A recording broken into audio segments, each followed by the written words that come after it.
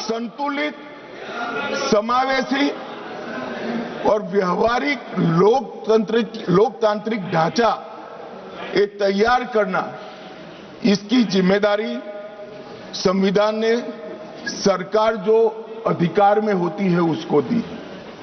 तो अभी ये जिम्मेदारी नरेंद्र मोदी जी की सरकार को दी गई है। उनको पसंद नहीं है, मगर ये तो देश की जनता निर्णय करती है। वो वंश परंपरागत नहीं होता है, वो लोग चुनकर भेजते हैं।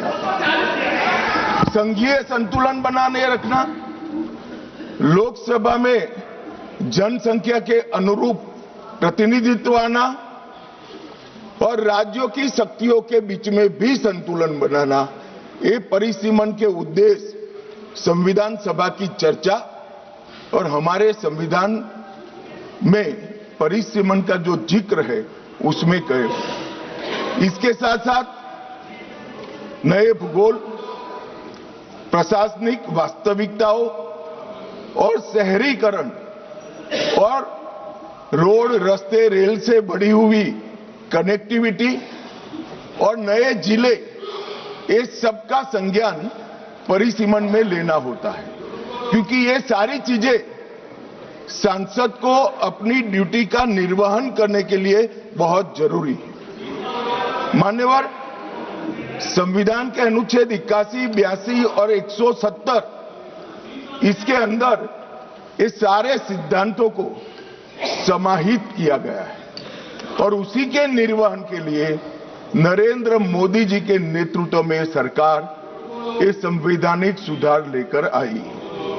महिला सशक्तिकरण, समान प्रतिनिधित्व और संतुलित संघीय ढांचे का निर्माण करने की जिम्मेदारी के निर्वहन से ही आए। मान्यवर, कई सारे सदस्यों ने अनेक प्रकार की आशंकाएं व्यक्त की। उन्होंने ये कहा कि अभी क्यों लाए हैं, तो मैं ये बताना चाहता हूं कि जो नारी शक्ति वंदन अधिनियम आया उसमें जिक्र है कि 2026 के बाद होने वाली जनगणना के बाद जो परिसीमन होगा उसमें महिलाओं के लिए आरक्षण सुनिश्चित करेगा। अब ये पूछते हैं तो उस वक्त काफी सदस्यों ने पूछा है कि बिल लाते वक्त आपने जिक्र क्यों किया 26 के बाद की जनगणना। मान्यवर, हमने नहीं किया है। 71 में इनकी सरकार थी, इंदिरा जी की सरकार थी, तब इसको फ्रीज कर गई थी और वो फ्रीज के कारण हमें इसका जिक्र करना पड़ा। वो फ्रीज की हुई सीटों की संख्या उठाते हैं तभी ये नारी शक्ति वंदन अधिनियम का इम्प्लीमेंटेशन होता है, इसलिए हम लेकर आए।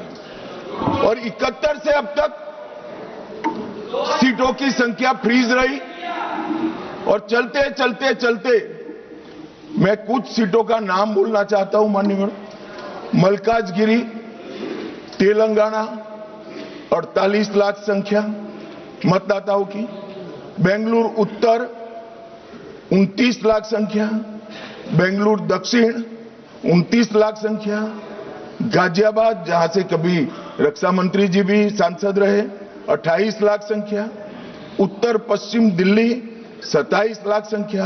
127 सीटें ऐसी है मान्यवर जिसमें 20 लाख से ज्यादा वोटर्स है, 20 लाख से ज्यादा। अब मुझे कोई बताए भला, जहां 48 लाख वोटर है वो सांसद कैसे 48 लाख मतदाताओं की अपेक्षाओं के साथ अपने आप को मैच करता है? इसकी पूर्ति अरे अखिलेश भाई, एक लेवल की बात चल रही है यार, कहां केंद्रीय विद्यालय कर रहे हो अभी? इसका समय आएगा।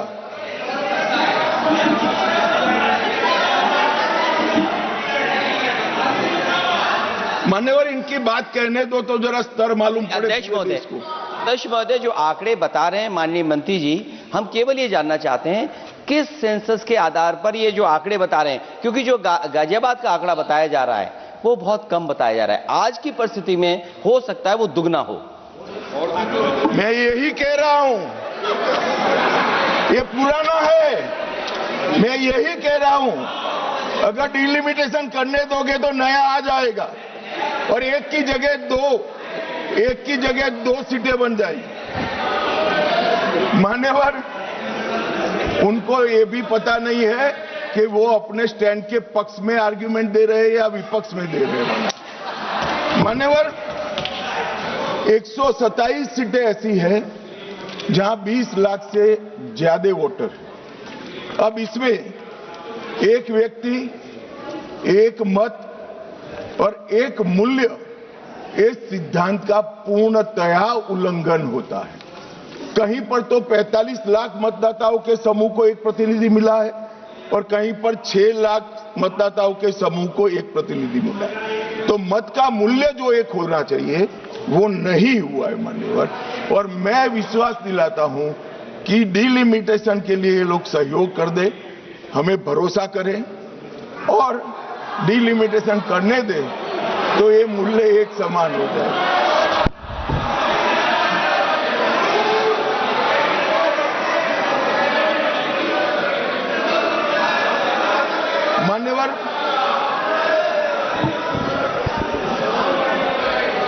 मान्यवर, मैं इसके इतिहास में भी जाना चाहता हूं। सबसे पहले 1972 में तत्कालीन प्रधानमंत्री इंदिरा गांधी जी की सरकार ने परिसीमन विधेयक लाकर सीटों को 525 से बढ़ाकर 545 की और फिर इसको फ्रीज कर दिया। 76 में सत्ता बचाने के लिए इमरजेंसी के काल में 42वें संशोधन द्वारा परिसीमन पर रोक लगा दी। अब इंदिरा जी तो प्रधानमंत्री थी, कानून लाकर रोक लगाई परिसीमन पर। और ये देखिए साहब कितने शक्तिशाली है, विपक्ष में बैठकर परिसीमन पर रोक लगाना चाहते हैं। मगर उस वक्त भी कांग्रेस पार्टी ने ही परिसीमन से देश की जनता को वंचित रखा था और आज भी कांग्रेस पार्टी ही परिसीमन से वंचित रख रही है। मान्यवर, 2001 में 84वां संशोधन हुआ और 2026 तक सीटों की संख्या को फ्रीज कर दिया गया। तो ये जो कह रहे हैं कि नारी शक्ति वंदन अधिनियम में 2026 कहां से आया, तो वो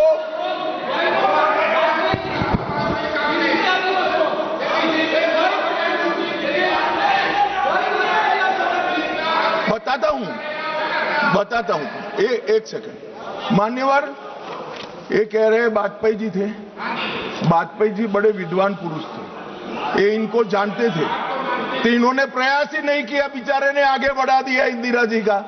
मगर हम तो समझते थे कि आप हमें सपोर्ट करोगे, तो हम तो बिल लेकर आ गए, अब आप गिराना चाहते हो भाई। तो वाजपेयी जी ये बात की कल्पना कर सकते थे। कांग्रेस पार्टी को हम लोगों से वाजपेयी जी बहुत अच्छे से जानते थे, क्योंकि 19 महीना जेल में रहे थे मान्यवर, वो बहुत अच्छे से पहचानते थे। और 84वां संशोधन इसने 26 तक फ्रीज कर दिया और 50 वर्षों तक 1976 से लेकर 2026 तक क्या रिकॉर्ड से हटाना है? प्लीज अध्यक्ष जी, प्लीज, अरे बैठ जाओ, मैं बता देता। तय करने दो, आप मत करें, प्लीज बैठिए। मैं इनकी इज्जत करते हुए इसका सम्मान करता हूं माननीय अध्यक्ष जी। अभी से लेकर अंत तक अगर फ्लो के कारण कोई असंसदीय शब्द निकल जाता है तो आप स्वयं इसको हटा देना, इनको बोलने का मौका मत देना।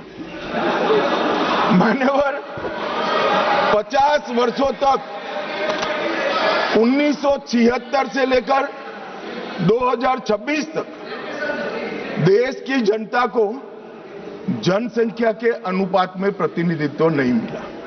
26 में ये सीमा समाप्त हो। अब 26 में सीमा समाप्त होने के बाद अगर डिलिमिटेशन करते हैं तो डिलिमिटेशन 29 के पहले समाप्त नहीं हो सकता, क्योंकि परिसीमन आयोग का एक नियम है कि हर कॉन्स्टिट्यूएंसी में जाकर पब्लिक हियरिंग देना होता है। तो 543 कॉन्स्टिट्यूएंसी का पब्लिक हियरिंग 26 के मध्य से लेकर 29 तक हो नहीं सकता और 27 तक जनगणना के आंकड़े नहीं आ सकते। तो स्वाभाविक है, अगर हम 29 का चुनाव नारी शक्ति वंदन अधिनियम के स्पिरिट के साथ कराना चाहते हैं, इस देश के 50% मतदाताओं को इस महान सदन में 33% आरक्षण देना चाहते हैं, तो अभी ही ये लाना पड़ेगा। ये जो पूछ रहे थे क्यों अभी आ रहा है, इसके लिए मैं पूरी बात समझा रहा हूं। वैसे मैं मानता हूं ये समझे हुए, मगर मान्यवर कहावत है ना, सोता है उसको जगा सकते हैं, जो जागता ही पड़ा हो उसको कोई उठा नहीं सकता। ये सब समझते हैं मगर एक भ्रांति खड़ी करना चाहते हैं। मान्यवर 76 में इस देश की आबादी थी 54.79 करोड़ और आज 140 करोड़। तो 54.79 करोड़ आबादी में जितने सांसद थे उतने ही 140 करोड़ की आबादी के बाद रखना, ये इनका मानना है। मान्यवर